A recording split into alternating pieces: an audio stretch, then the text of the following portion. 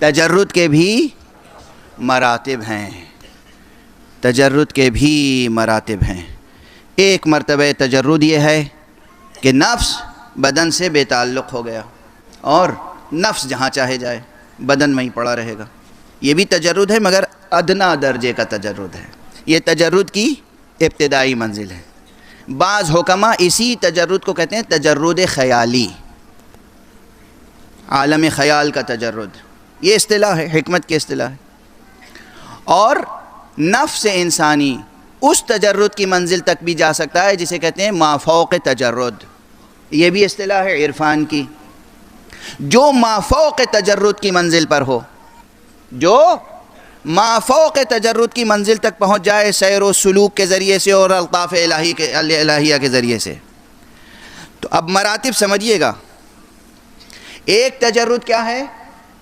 ادنا درجہ تجرد کا کیا ہے کہ خود نفس سے بے تعلق ہو گئے، جس جسم سے تعلق تھا اس بدن سے، اس جسم سے بے تعلق ہو گئے، تو نفس جہاں چاہے چلا جائے، جسم وہیں رہے گا اور اس کا کوئی انکار نہیں کر سکتا۔ کوئی اصطلاح میں فرق کر لے، بحث کر لے، لا مشاحۃ فی الاصطلاح، ٹرمینالوجی میں جھگڑنے کی ضرورت نہیں ہے، لفظ کو بت بنانے کی ضرورت نہیں ہے۔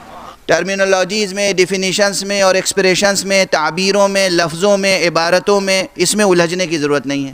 یہ حقیقت ہے کہ نہیں کہ آپ کا جسم بستر پہ رہتا ہے اور نفس آپ کا، خیال آپ کا بغیر پاسپورٹ اور بغیر ہوائی جہاز کے نیو یارک تک ہو کے واپس آ جاتا ہے، یہ سب، اس سے کوئی انکار نہیں۔ آخر یہ زندگی کے مظاہر میں سے ایک مظہر تو ہے۔ سائنس پر یہ فریضہ، یہ وظیفہ، یہ تکلیف سائنسی عائد نہیں ہوتی کہ وہ اس مظہر کی جستجو کرے۔ ہمارے اوپر تکلیف شرعی کیا ہے وہ ہم سمجھتے ہیں، آپ پہ تکلیف سائنسی کیا ہے؟ آپ ہر چیز کی جستجو کرتے ہیں، زندگی کی ہر ادا، زندگی کے شؤونات، زندگی کے مظاہر، زندگی کے کوائف، ہر چیز آخر آپ تحقیق کرتے نہیں کرتے ہیں؟ رنگ، بو، مزہ، ہر چیز، نفسیاتی کیفیتیں، اس کو بھی لیب میں جا کر تحلیل کرتے ہیں، تجزیہ کرتے ہیں۔ علم نفسیات کی اپنی لیب ہوتی ہے، لیبوریٹریز ہوتی ہیں، تو ہر چیز آپ جستجو کرتے ہیں۔ یہ بھی تو زندگی کا ایک مظہر ہے نا، کہ جسم یہاں ہے اور نفس یا خیال دنیا بھر کا سفر کر کے واپس آ گیا، اور جسم، اور سنی اس نے باتیں، دیکھی اس نے حقیقتیں، چکھا اور مزہ تک یاد ہے، جملے یاد ہیں، اور اس وقت بھی جب کہ جسم سو رہا تھا جو گفتگو ہوئی وہ بڑی معقول گفتگو ہوئی، غیر مربوط گفتگو نہیں ہوئی۔ آخر یہ زندگی کا ایک مظہر ہے، زندگی کے مختلف فینومیننز میں سے ایک فینومینن ہے۔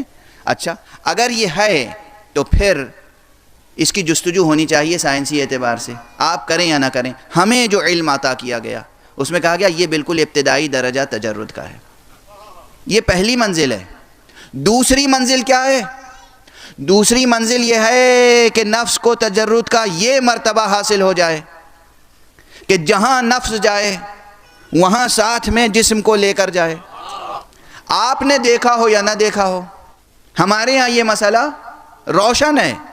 پہلی منزل میں طی الارض کے معجزات ہیں ہمارے سامنے، یعنی نفس اگر قوی ہو تو انسان قدم اٹھاتا ہے اور چند قدموں میں فاصلے طے ہو جاتے ہیں۔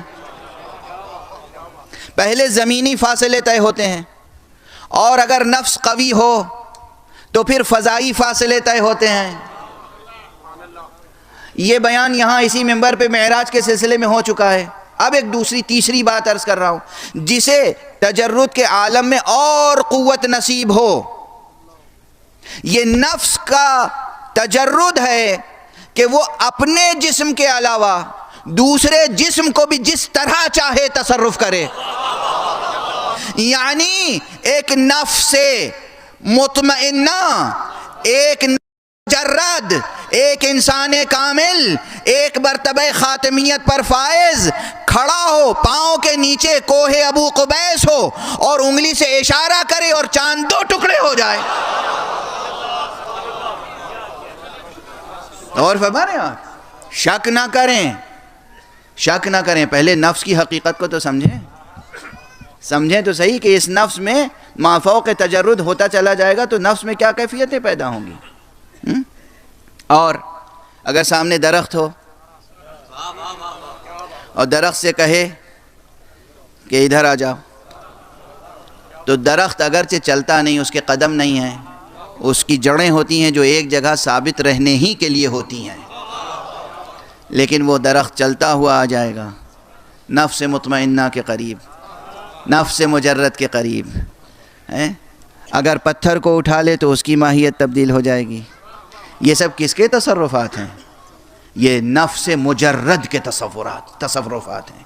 اور یاد رکھیے گا ایک جملہ، جب اس دنیا میں رہتے ہوئے جہاں آثار زندگی تعلق ہی سے ظاہر ہوتے ہیں، وہاں اگر صاحب تجرد آثار دکھا سکتا ہے تو جہاں آثار زندگی کا انحصار ہی تجرد پر ہے، وہاں اس کی زندگی کی کیا کیفیت ہوگی؟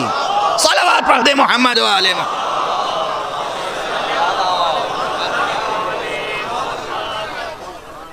بس عجب دقیق بحث تھی، مشکل ترین بحث تھی جو چند لفظوں میں عرض کرنے کی کوشش کی ہے. اب بقیہ انشاءاللہ پھر آئندہ گفتگو میں، ابھی اصل بحث رہے گا.